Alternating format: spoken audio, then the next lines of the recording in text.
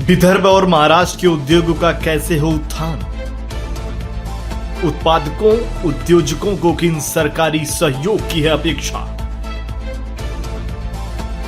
नीतियों में किस बदलाव की है जरूरत? टैक्स और सुविधाओं का कैसा हो तालमेल? बाजारों की स्थिति हो या जिलों की उत्पादक विशेषता, सफल जीवन के अनुभव का सार करेगा सरकार, किसान और उत्पादक सभी को निहाल। आओ देखें उद्योग की बात रूंगटा जी के साथ। मैं मधुसूदन रूंगटा अनेक सामाजिक औद्योगिक संस्थाओं से जुड़ा आपको न्यूज़ फर्स्ट चैनल की ओर से नमस्कार करता हूं। हम हर सप्ताह विदर्भ में उद्योग के बारे में, कृषि व्यापार के बारे में चर्चा कर रहे हैं।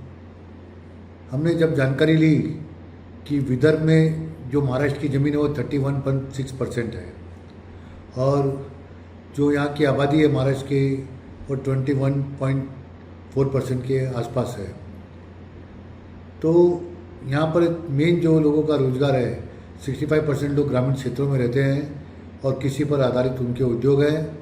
आदिवासी क्षेत्र का भी बहुबल इलाका आता है, तो उसके कारण यहाँ पर नक्सलवाद पनपा, यहाँ पे उद्योग नहीं आ पाए। लेकिन वर्तमान सरकार के प्रयासों से जिस तरह से नक्सलवाद कम हुआ और गढ़चिरौली, चंद्रपुर, यवतमाल के जो और गोंदिया के आसपास जो नक्सल इलाके थे वहाँ पर धीरे धीरे प्रभाव बहुत ही नगण्य सा हो गया है और अनेक उद्योग वहाँ पर लग रहे हैं। गढ़चिरौली तो सबसे बड़ा स्टील हब ही बनने जा रहा है और चंद्रपुर पहले से ही उद्योगों में अग्रणी था। यहाँ पर सीमेंट उद्योग, पेपर उद्योग और कोल माइंस काफ़ी बहुतायत में थी। तो जब हम कृषि की बात करते हैं तो करीब 14 लाख हेक्टेयर में यहाँ पर कॉटन होता है, वहीं पर 14 लाख हेक्टेयर में सोयाबीन होता है। लेकिन जो हमारी फसल है पूरे महाराष्ट्र में अगर जो कॉटन होती है, जो उसकी यील्ड आनी चाहिए उससे 15% कम यहाँ पे यील्ड मिलती है और उससे किसानों को फ़ायदा नहीं होता। और राष्ट्रीय स्तर पर देखें तो यहाँ के किसानों की यील्ड है, जो उत्पादन है वो 46% के आसपास कम आता है। तो ये सब देख के लगता है कि जो क्रांति कृषि में होनी चाहिए थी वो हमारे विदर्भ के 11 जिलों में नहीं हो पाई और इसके लिए यहाँ पर आज भी किसान कर्जे के नीचे डूबा हुआ है और जो गांव-गांव में उद्योग लगे हुए थे कृषि आधारित, वो इतना कमा नहीं पाए, वो इतना सक्षम नहीं बन पाए। बाकी दूसरे अगर रीजन की हम देखें, आजू बाजू के राज्यों को देखें तो वहाँ का किसान मजबूत है, वहाँ के बहुत सारे प्रोडक्ट एक्सपोर्ट हो रहे हैं, उनको बहुत अच्छे प्राइजेस मिल रहे हैं। संतरा भी देखते हैं तो संतरा के भी कोई प्रोसेस नहीं होता था। धीरे धीरे रामदेव बाबा ने पतंजलि के मार्फत पर ऑरेंज का बहुत बड़ा प्रोसेसिंग प्लांट नागपुर में शुरू किया और आज काफ़ी अच्छे स्तर पर ऑरेंज प्रोसेस हो रहा है। और कई बार ऐसा होता है कि ऑरेंज जो संतरा था उसको फेंक दिया जाता था, उसके जो भाव है बाज़ार में नहीं मिल पाते थे। हम विदर्भ को पिछड़ेपन के लिए जिम्मेदार ठहराते हैं यहाँ के चैम्बर को, यहाँ के औद्योगिक संगठन को।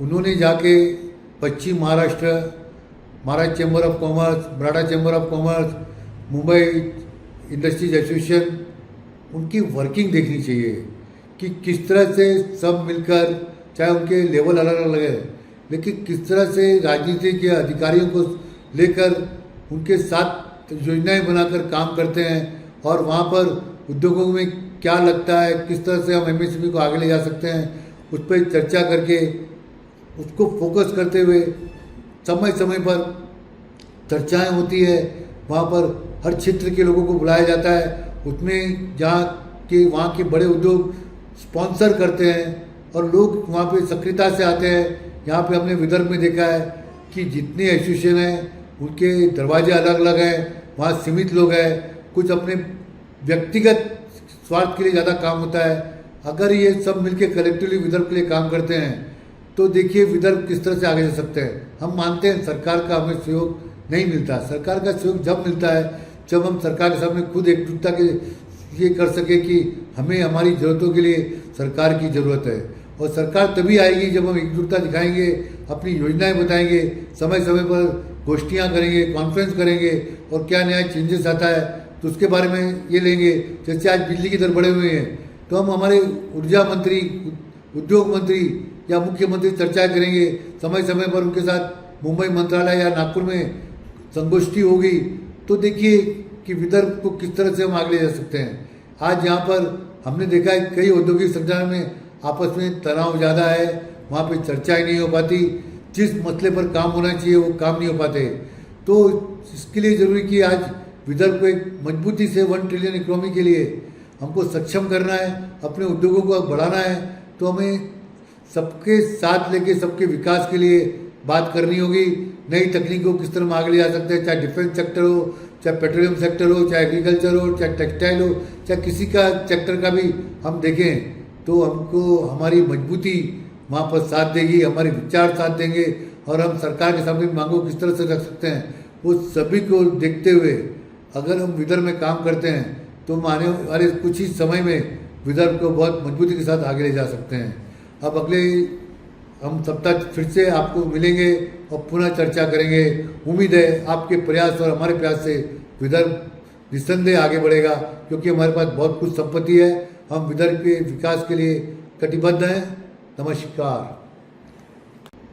महाराष्ट्र शासन ने भी कोई किसी तरह की एग्रीकल्चर इंडस्ट्री को विदर्भ में स्पेशल पॉलिसी नहीं दी और हम अपेक्षा करते हैं सरकार से कि कृषि के लिए ऐसी पॉलिसी देनी चाहिए कि किसान भी खुश रहे, वहाँ का लघु उद्योग या बड़ा उद्योजक भी है वो वहाँ पर खुशी से अपने बड़े उद्योगों को लगा सके।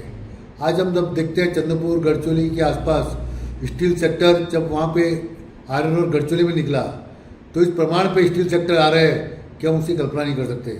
आज मानते हैं कि स्टील बहुत उसके भाव नीचे दबे हुए हैं, अंतर्राष्ट्रीय स्तर पर भी स्टील में मांग नहीं है और उसके गिरावट आती जा रही है।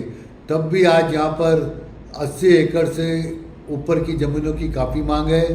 बहुत सारे लोग जालना से, रायपुर से, बाकी जगह से यहाँ पर आकर उद्योग लगाना चाहते हैं और स्टील क्षेत्र की मजबूती यहाँ पर हो सकती है।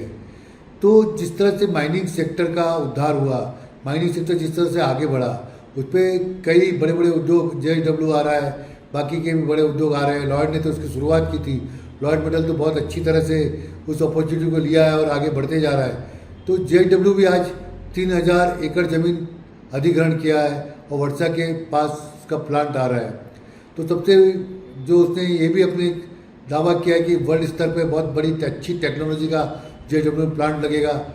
तो इस तरह के प्लांट जब हमारे इधर आते हैं तो उसके साथ साथ ये भी हो जाता है सरकार का धोरण कि जब 65% यहाँ पर कृषि भूमि है तो वहाँ पर जो अवलंबन किसानों का उस पर है तो कृषि लायक वहाँ पर ज़मीन में उत्पादन अच्छा होना चाहिए, वहाँ के किसान समृद्धिशाली होनी चाहिए, उस पर प्रोसेस होने वाले उद्योग बड़े पैमाने पर लगने चाहिए और उस तरह से निर्वाह हो सके कि सूक्ष्म लघु मध्यम श्रेणी से होते हुए बड़े उद्योग भी कृषि आधारित पे एक अच्छे आधार को बनाते हुए किसान को मजबूती से खड़ा कर सके। अन्यथा आज देखिए जितने भी कोऑपरेटिव बैंक वहाँ की है वो सब किसानों के कर्जे में डूबी हुई है और आज किसान भी यहाँ पर जो इनकम उसको अर्जित होनी चाहिए नहीं दे पाता और उस पर कर्जा दिन पर दिन बढ़ते जा रहा है। तो आज ज़रूरी है कि हमारे कॉटन की जैसे इंडस्ट्रीज है जो लास्ट तक जिसका कपड़ा बन के उसके जो शर्ट पैंट अप्रैल बोलते हैं वो अगर यहाँ से बनते हैं तो इतना बड़ा फ़ायदा जैसे कोयम्बटूर त्रिची में हुआ उस तरह से हमारा ये विदर्भ का एक बड़ा उद्योग अमरावती बन सकता है। वहाँ पर PM टेक्सटाइल योजना आ रही है और वहाँ पर 600 रुपया स्क्वायर मीटर के हिसाब से प्लॉट देने की सरकार ने योजना बनाई है। 1 साल तक रहेगी। लोगों ने उस अपॉर्चुनिटी का फ़ायदा लेना चाहिए। जबकि वो 1600-1700 रुपया स्क्वायर मीटर वहाँ पर आका गया था। लोगों का यह अनुरोध था सरकार से कि अगर रेट कम हुए तो वहाँ पर लोग इंडस्ट्री लगाएंगे। तो ये हमें जानकारी मिली कि 600 रुपये स्क्वायर मीटर पर जब प्लॉट मिलते हैं तो इतने सस्ते दर पर अगर अमरावती में प्लॉट उपलब्ध होते हैं तो टेक्सटाइल में उनको जाना चाहिए और टेक्सटाइल उद्योग का वहाँ पर एक बहुत बड़ा क्लस्टर बनना चाहिए और उससे उस क्लस्टर से विदर्भ का विकास बहुत आगे अच्छी तरह सुचारू रूप से हो सकता है। आज बहुत ही खुशी की बात ये पढ़कर हमें मिली कि मुख्यमंत्री देवेंद्र फडणवीस जी ने विधान परिषद में कांग्रेस के आमदार के प्रश्न के समक्ष कहा है कि महाराष्ट्र में जो बिजली बनती है वो उद्योगों के लिए बाकी जगह से सस्ते दर पर उपलब्ध की जाएगी। हम मुख्यमंत्री से अनुरोध करना चाहते हैं कि हमारे जो सूक्ष्म लघु मध्यम श्रेणी के उद्योग आज बहुत बुरी तरह कर्जे में डूबे हुए हैं, और अगर सरकारी रिपोर्ट भी देखते हैं तो उनके कर्जे इतने बड़े हुए हैं कि वो विदर्भ में सक्षम नहीं हो पा रहे। तो जुलाई से ही उनके जो बिजली के दर कम कर देने चाहिए, जिससे कि वो उद्योग आगे टिक सकते हैं। अन्यथा हमारे जो बाजू के जो राज्य है उसमें उनके रेट के सामने वे उद्योग टिक नहीं पाएंगे। हमें हमारी युवा जो मुख्यमंत्री है सक्षम है, समझते हैं, तो हमें पूरी उम्मीद है आज उद्योग का बहुत बड़ा जो उन्होंने अपने कंधों पर भार लिया है कि यहाँ पर विदर्भ में आए, महाराष्ट्र में आए, तो हमें उम्मीद है कि वो हमारी इस मांग को जरूर समझेंगे और वे चाहेंगे कि विदर्भ में और महाराष्ट्र में बिजली के दर कम से कम लिए जाए और प्रतिस्पर्धा में यहाँ के उद्योग बाकी राज्य के उद्योग से टिक सके, क्योंकि आज जो रिन्यूएबल एनर्जी बहुत सस्ती हो गई है। थर्मल पावर स्टेशन में जो पुराने प्लांट है वहाँ पर बिजली कम दरों पे उपलब्ध है, लेकिन नए प्लांट में उस पर कॉस्टिंग ज़्यादा आती है। तो सरकार ने वहाँ पर जो महाजनकों में भ्रष्टाचार है उसको रोकते हुए उसकी कॉस्टिंग कम करनी चाहिए और उसके ये प्रयास करनी चाहिए कि यहाँ के जो उद्योग है, व्यापार है, उसको किस तरह से बिजली की दर कम मिले जिससे वो टिक सके। और उसमें मेन उद्योग होते हैं टेक्सटाइल, केमिकल, फाउंड्रीज, स्टील उद्योग, फेरो अलॉय। अगर उनको सस्ते रेट पे बिजली अवेलेबल हो गई तो देखिए कि पूरा विदर्भ, रायपुर, हैदराबाद को भी मात देगा और हम एक बहुत अच्छी इकोनॉमी के साथ आगे बढ़ पाएंगे।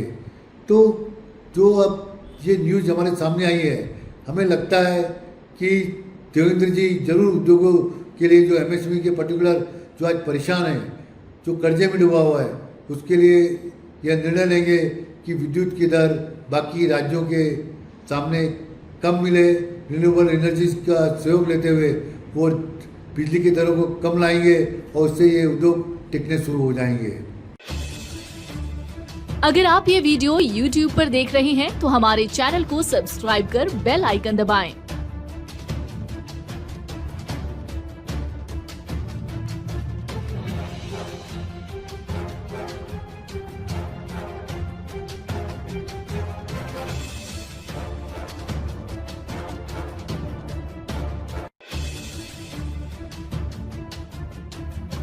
और Facebook पर देख रहे हैं तो हमारे पेज को लाइक करें।